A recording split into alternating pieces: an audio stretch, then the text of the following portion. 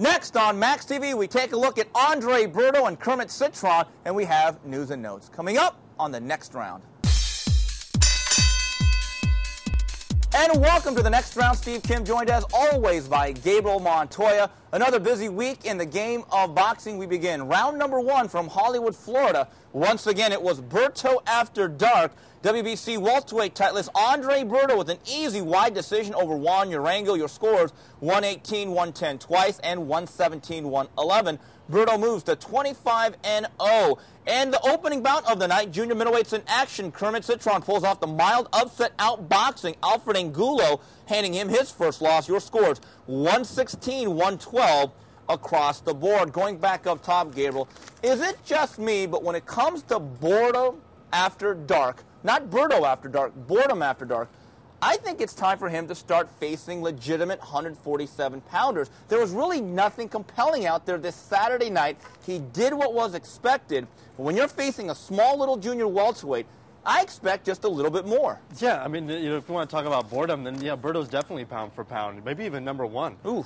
You said it's an easy decision, but it wasn't easy on the eyes. That's for damn sure. One shot and done. He'd throw a right and then kind of pass by, or he'd throw a right and then tie up. I mean, there was no inside defense. He looked like he regressed from the Colazzo fight. There was none of that toughness. There was no willingness to stay in the pocket and slug it out. I mean, he had a guy that was not only tailor-made for him, throwing wide punches, absolutely no jab, no head movement, feet that were clearly, he was wearing cement shoes. And then he was moving up in weight. And Berto didn't act like he had any sort of advantage at all other than speed. He needs to start fighting a 147-pounder. And I got to take a shot at Max Kellerman. He comes in with all these different questions. Are you ready for the elites? God, what an A-plus performance you put on. There was not one mention of Luis Colazzo. That's the fight he needs to take. Just like Chad Dawson with Glenn Johnson, he needs to fight Luis Colazzo, clear up that mess, and start fighting welterweights. You do have a WBC welterweight belt. Why don't you start earning it? Here's the thing about Andre Berto. The HBO's been very good. Not just home box office, but the Heyman Boxing Organization, and more power to them. As a manager, they're doing absolutely what you're supposed to do. Absolutely. The least amount of risk for a heavy, heavy reward. Now, the thing about Andre Berto is you look at his run on HBO, he's been there at least 6 or 7 times. I mentioned this last week. He's taken on one legitimate world-class welterweight, that being Colazzo, who may have beaten him. The thing about Juan Arango is this. To me, he'd make the perfect bouncer. Because you look at that physique and you look at that body and you look at him and you say, oh, my God, I am not going to act up tonight. I'm not going to mess with that guy. And he doesn't actually really want to fight. The thing about Juan Arango is he's built like Tarzan, but he doesn't necessarily fight like Jane. The thing is, he is stiffer than a crowbar. And even at 140 against smaller fighters, he's not a guy that really lets his hands go. Now, he landed some good body shots. I thought he tried to put some pressure on. But the bottom line is this. I don't understand why Andre Berto at this point isn't fighting more legitimate 147 pounds. I agree with you. Chad Dawson has Glenn Johnson, and I think Andre Berto has a guy by the name of Luis Colazzo. That should be the next fight. Now, Andre Berto, to me, is a skilled guy. Now, in the beginning, he was blowing people out, looked like a power puncher. Turns out his power early on was more a product of matchmaking than it is actual, real, raw voltage. Yeah, I would agree. I mean, he's almost like an Andre Ward. He's a solid puncher, and he seems to have all the tools, but he's not putting it all together. I mean, the defense, like I said, is suspect. Even the way he holds, as much as he does it, you'd think he'd be better at it. He comes in and his arms are wide and he's looking to hug you. And, a good fighter like, or a great fighter like Shane Mosley or any of the top elite guys is going to take a step back and drop in a couple, a 1-2 straight down the pipe and probably knock him out. I mean, I get the sense that him fighting all these junior welterweights, and, we wouldn't be railing on him if it wasn't such a big pattern. I mean, the guys that he's fought, Michael Trabant, the only thing impressive about him was his ability to take a lot of punches. Mikey Rodriguez, the only thing impressive about him was his ability to have his hair stay in the same place the whole fight.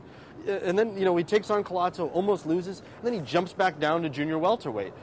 It seems to me that the Heyman Boxing Organization knows something that we don't. Maybe all the rumors about the chin aren't true. They're not rumors. Any amateurs, people that have been on that circuit, that follow USA Boxing and that organization, they will tell you he's not exactly George Chuvalo in the whiskers department. Yeah. Now, the thing about Andre Berto is this. I think he's got some athletic talent. Sure. I think he's got some tools, but let's be very honest about this. Max Kellerman talked about what caliber of fighter he is.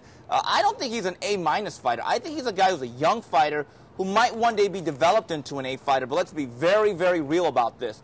That fight was in Hollywood, Florida. He was the only fighter, I believe, from the state of Florida at that point. They did not have a big crowd, and there were boo birds coming down late in that fight. Yeah. I don't think he made any particular statement in terms of, I'm a marquee attraction. And if he wants fights like Shane Mosley down the line, he's going to have to put on more definitive performances than on Saturday night. Taking a look at the co-main event, Kermit Citron revives his career with a 12-round decision over Alfred Angulo. You know, I give Citron credit. I don't think it was the most pleasing performance, but he did what he had to do. There were times in that fight you said, uh-oh, he's going to start to fall apart. He's getting hit to the body. He starts to unravel.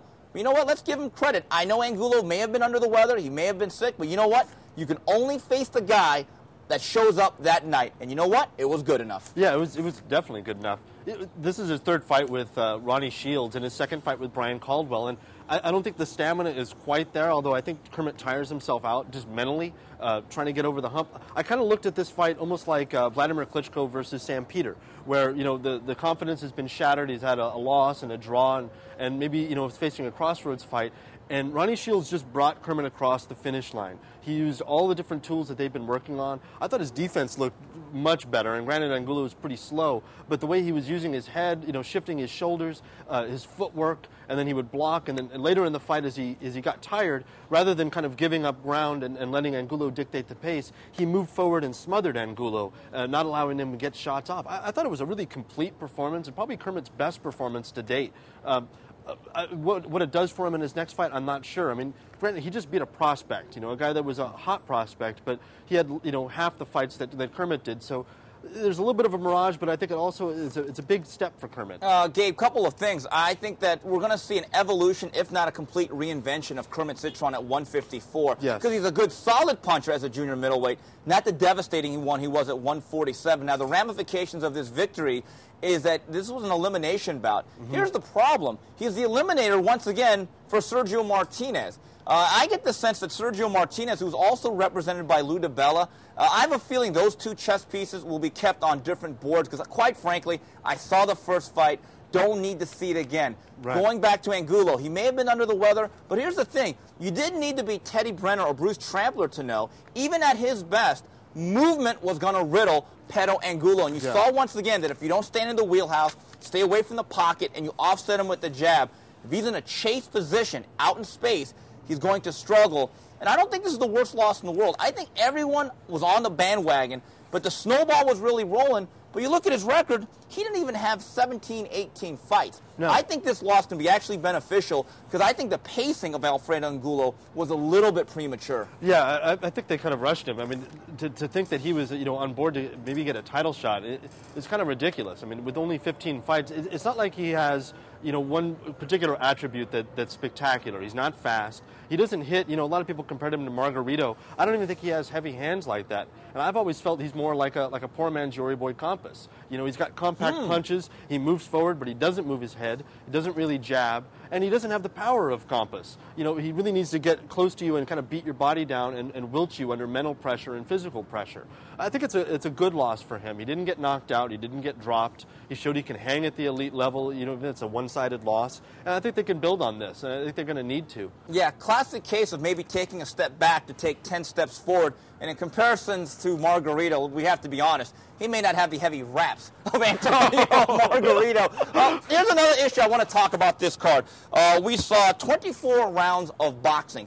And I emphasize the word boxing. And it's one of my pet peeves. In baseball, if a pitcher commits a balk, you give up a base. Football, you jump off sides, you lose 5 yards. In basketball, you travel, you lose possession of the ball. It's in the rule book. Yeah. Now, in boxing, it clearly states that clinching and holding is an illegal tactic. Now, we saw what happened in Berto's first fight this year against Louis Collazo. I believe the referee's name was Keith Hughes. Yes. From the very beginning, he said, if you clinch, I will penalize you. And he did, and it opened up the floodgates for a very good fight. Punching and striking is what boxing is all about. MMA is about grappling and wrestling. In this fight, I saw an overabundance of clinching and referees warning, warning, and warning. Gabe, what good is warning if you never actually penalize it? And I think at the end of the day, you know who got penalized? the audience. Yeah, I would agree. I mean, it didn't bother me as much in the Cintron fight because, you know, it was one tactic in the midst of a lot of different tactics. Right. You know, Cintron came out and jabbed, and he moved, and as he needed to, he started to clinch, and it wasn't as bad, and at least he did make a stand in the 11th. But in the Berto fight, what bothered me more was that, just like Keith Hughes did do, this ref didn't do, was he not only warned them throughout the fight, but he never actually physically broke them. You know, sometimes if you keep warning a guy, even if you give him a point or take away a point, he'll still keep clinching. But what a ref can do is break them fast and keep the action going. I never actually physically saw him step between them, break them, and physically warn them and say, look, if you do this again, I'm going to take a point. I blame the ref as much as the fighter, because a fighter, like Bernard Hopkins says, not everybody drives the freeway or drives the speed limit on the freeway. A fighter's going to take whatever inch he can get. The onus is on the ref, the third man in the ring, to keep the fight clean and keep it moving. I can guarantee you right now, if every referee was like Keith Hughes and warned the guy early, penalized him within the first 3-4 rounds, I guarantee you there would be a sea change in almost every fight. And what I'm afraid of with Andre Berto is he's becoming a clincher. Yeah. I'm not saying he's John Ruiz quite yet, but Andre Berto early on excited people because he moved his hands and he banged people out of there. But I'm beginning to see some remnants of a guy trying to be a survivor, trying to get to the finish line knowing, number one, the matchmaking's in his favor, and number two, he's very effective at his tactics. But I think, again, referees need to follow the rule book, and as long as they are consistent, like they are in the traveling call or charge block in the NBA, they say even if we don't agree with the call, if you are consistent, I do believe the combatants can live with that. Absolutely. You know, and getting back to Berto, you know, going back to the Forbes fight, I remember sitting ringside and noticing that Forbes figured it out halfway through that Andre Berto he's not very comfortable fighting on the inside. He doesn't really have much of an inside game. The elbows kind of stay out rather than tucking in so he can throw tight shots. And Forbes took advantage of that and extended the fight. And as you look at him, and you talk about the Heyman boxing organization, and you look at, like, say, Jermaine Taylor and now Berto, they're developing a record. It doesn't look like they're developing a fighter. They're giving him guys that he can look spectacular against, but they're not bringing him guys that do one thing specific that will bring out a different aspect of their fighter, and then kind of building him to a championship fight where he's more of a complete fighter, but maybe green in experience and ready to take the next step. Gabe, I noticed this, and I remarked to a couple of ringside observers back in September. That was when Shane Mosley fought Ricardo Mayorga. It was on that undercard at the Home Depot Center. I got the sense, even though Andre Berto at that point, I believe, was 23 or 22-0, he was still a young fighter, had just won his WBC title, I felt right then he had reached his ceiling. And it turns out I may be right, because I don't see him getting any better, and he's not going to get Shane Mosley. He's not going to get Miguel Cotto. He may not even get an Antonio Margarito should he ever come back. I'm just wondering, where does Andre Berto go from here? Does he keep taking on a succession of second and third tier fighters and fighters moving up to 140? Yeah. I think that's the problem that Lou DiBella is going to have in that whole situation. Yeah, and I think it was a big mistake to get him a belt, because the time to develop a fighter is not when you have a championship belt, because sooner or later, somebody good is going to be your mandatory challenger, and either you're going to have to vacate or you're going to have to fight him and lose. And another factor is HBO, the network. Once you become a quote-unquote HBO fighter, the days of you fighting once every other month are long gone. And basically you fight twice a year. And at that point, that is when the development stops. Well, that's it for our look at Berto After Dark. We come back, we wrap it up with news and notes.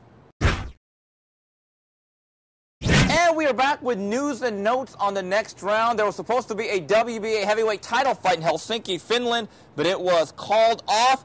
The bout between Ruslan Shagayev and Nikolai Valuev was postponed because Shagayev reportedly could not meet medical conditions. And what a big snafu this has been. You got accusations flying back and forth about who should be the champion. This is what I love. Now John Ruiz wants to call for a purse bid for this WBA title. That guy won't go away. Here's the thing about Shagayev and Valuev. The fight didn't happen, and quite frankly, outside of anyone involved in that fight directly financially, let's be very honest about this, Gabe. Nobody gave a damn. No, nobody really cared. I didn't really see any, you go over the forums, I didn't really see many threads about it other than, oh, it's off. Oh, okay. Well, what else was going on this weekend? I mean, I guess Shagayev had been offered, they were going to, he tested for hepatitis B.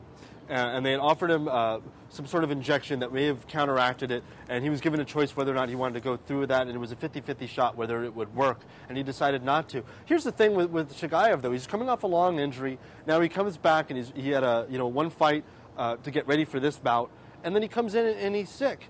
at some point, with all these injuries and all the things going on, you kind of have to abdicate your throne and maybe call it a day, because you're holding up the heavyweight division. And we've been looking for clarification in the division since Lennox Lewis left the sport years ago. Here's the thing about Shagayev, and we said this last week. He may be the best heavyweight in the world without the Klitschko surname. But with what you've pointed out and the fact that he hasn't fought in a while, you're absolutely right. I don't know how you would rank him that high. And here's the thing. He's lost relevancy. That the one way a fighter, and the best way a fighter stays relevant and on top of his game and has a profile, is to fight consistently and build. And if you're Ruslan Shagayev and you're saying to yourself, I'm the best heavyweight in the world to challenge either Klitschko, if you're HBO or Showtime, right now, I don't accept Ruslan Shagayev because I don't know what I have. And number two, you can't trust him to show up to the dance. Yeah. So that's a little bit of a problem. Yeah, it's like a guy that doesn't make weight or miss weight, like Joan Guzman. Nobody wants to take a chance on the guy because you don't know if he's going to actually make the weight. I just think a lot of people will say the pay-per-views are the worst thing that could happen in boxing, or all the multiple champions, or it's killing the sport. What really kills the sport is a champion with a belt that doesn't fight. Yeah, and the WBA has been, and all these organizations, they're very inconsistent in the way they deal with guys. Sometimes they do interim titles. Sometimes it's a champion in a recess. We've even seen champions emeritus where a guy comes back after 4 years and is allowed to fight for the title. There needs to be some clarification. Wrapping it up here with tidbits, Sugar Shane Mosley releases a statement wanting to face Manny Pacquiao next. And then Israel Vasquez, he is cleared to return to the ring. And then Kelly Pavlik re-signs with Top Rank. Let's go back up, though. I think this is sad. I wrote my story about Shane Mosley between a rock and a hard place. Here is Sugar Shane Mosley, who he may not be a big ticket seller, but he's an A-lister becoming Ishe Smith, making statements and releasing statements from his own publicity firm, which is another issue. Why does he have a PR firm? Doesn't he have a thing called Golden Boy Promotions? Isn't that supposed to be your PR firm in boxing? But that's another column for another day. But I think it is sad that Shane Mosley, coming off a sterling performance right here at the Staples Center, on top of his game, has to panhandle and beg for fights. That's sad. It's just sad. And you look at it, I've said this for years, I've never felt that Golden Boy Promotions has really promoted Shane Mosley very well. I almost get the sense that, Oscar's getting revenge on him for the 2 losses to him. You have this guy coming off the biggest win of his career at 37, at a 4-1 underdog, knocking out Antonio Margarito, supposedly the most feared man in the sport, and a guy none of us ever thought would, maybe he could be outboxed, but not stopped, not like that, not dominated. And he's got all this momentum. Floyd Mayweather comes back, and Golden Boy Promotions is rumored to have a 4-fight deal with him. And who do they hand Floyd? A lightweight.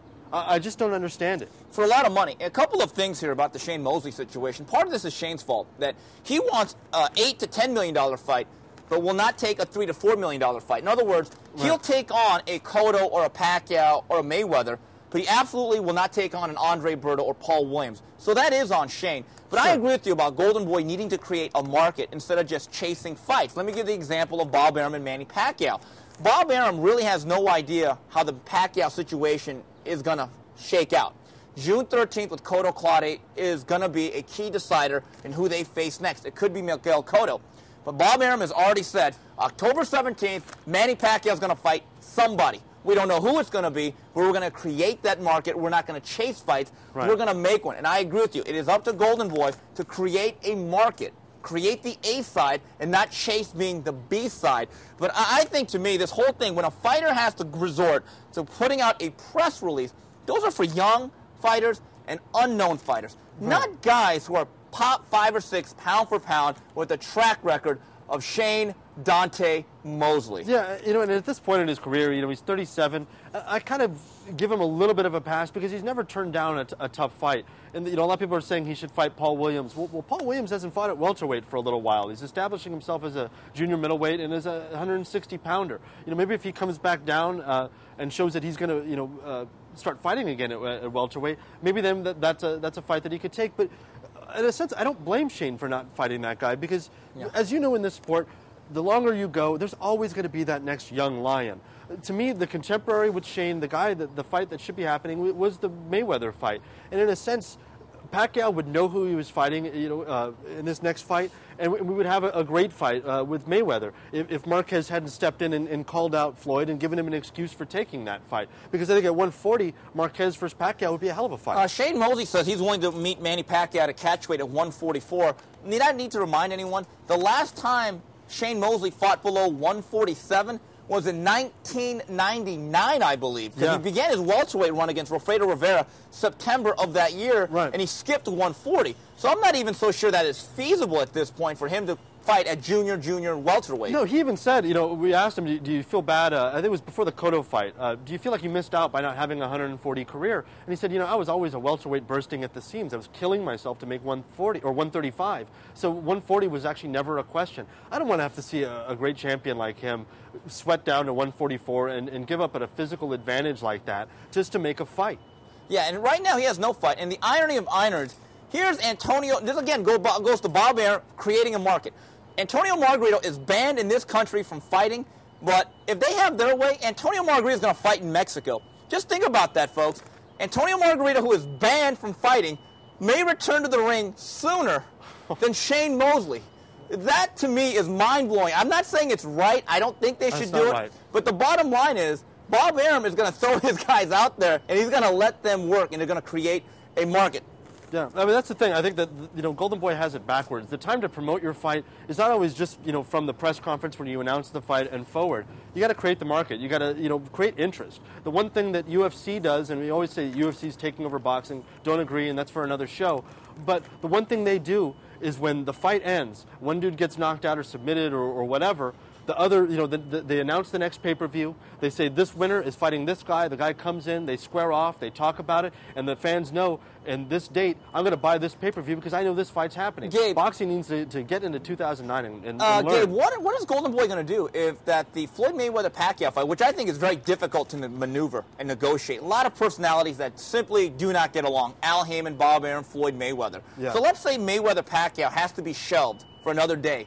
And let's say that Manny Pacquiao decides to fight somebody else. If you're Golden Boy and you have that multi-fight agreement with Mayweather Promotions and there's no other fight out there, let's say you can't make Mayweather-Mosley. What are you really stuck with? Number one, you have a fighter that can't get a fight.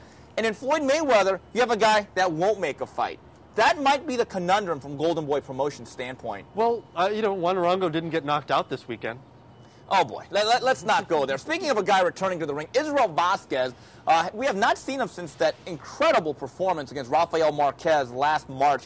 Here's the thing. I think that if Israel Vasquez was a carton of milk or a can of Budweiser, the sell-by date is already passed. Yeah. I think there's a lot of wear and tear.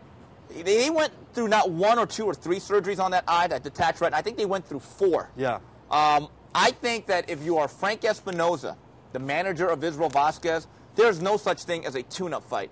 There's what I'd call a cash-out fight, the 401k. You get him the biggest fight possible for the most amount of money, and that's your end-all and be-all right there. There is no career. There's a fight left for Israel Vasquez. I agree. Yeah, I'm not a squeamish guy. I mean, I watch fights for a living. I watch fights 5-6 days a week, or guys in the gym, and, I enjoy watching violence. And Vasquez, it just makes me nervous, wanting to see him go back in there. He's had 4 surgeries on the eye. It took forever to take. It took forever to get healthy again. I don't want to see him go through another war, quite honestly. I mean, I agree with you. I think if you're going to fight, then take the biggest fight possible. I think a Victor Darchinyan fight would be huge. Yeah. I think that might yield him the most money, other than maybe going against Rafael Marquez, who looked very slow and a little tentative, and not. I don't want to go so far as to say shot, but you could see the miles on him in his last fight last week. Well, we said this a couple weeks ago. The most even matchup may be Vasquez-Marquez 4. Yeah, that might be just the natural. So maybe they go there, maybe they go Darchinyan, but I don't really see much else out there. Yeah, that eye right now is literally being held together by duct tape and some super glue. I'm not even so sure I'd let him spar, because you're still getting hit in the eye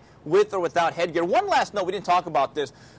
They thought they were going to make a fight with WBO junior welterweight titleist Timothy Bradley against Joan Guzman. Well, the WBO kiboshed that. But I tell you what, that's not a bad thing, because the new fight, maybe in August on Showtime, could be Tim Bradley against Nate Campbell. You know what I think from a stylistic standpoint? Huge upgrade in terms of pure action. Oh, it's going to be pure action. It's going to be 2 guys, stepping into a phone booth and just beating each other down.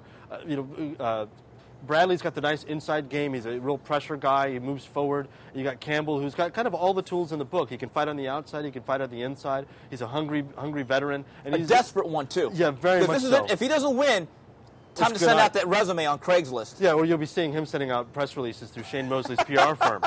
Yeah, I mean, it's a great fight. I'm actually very excited because, Guzman, as much as I wanted to see Bradley beat on him, is not action TV.